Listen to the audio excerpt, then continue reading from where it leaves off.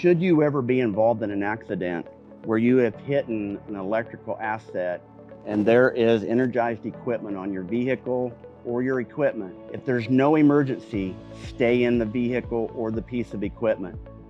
But should you have to exit, there is a way to do that correctly and safely. The only time you would consider getting out of the cab of the vehicle or the equipment is if it was on fire.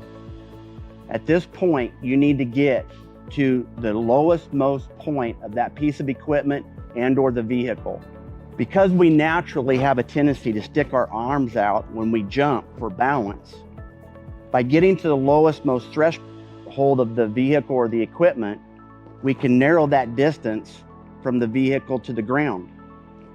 But with both feet together, you want to grab a hold of yourself and simply jump clear.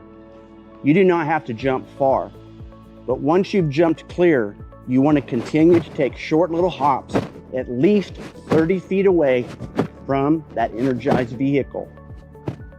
But it's important for you to remember that because the current is going to ground through that equipment or that vehicle, there actually could be a voltage gradient around that piece of equipment or the vehicle itself. What does that look like? It is rings of different electrical potential.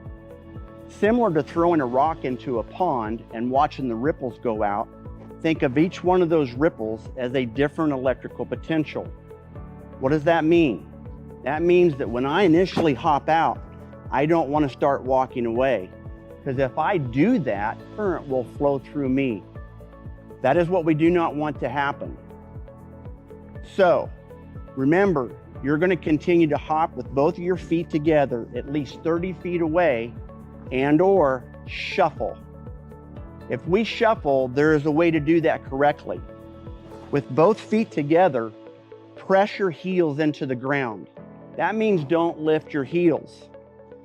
If you start to shuffle, never allow the heel of one foot to pass the toe of the other. And if you do that, you will remain safe and at one electrical potential.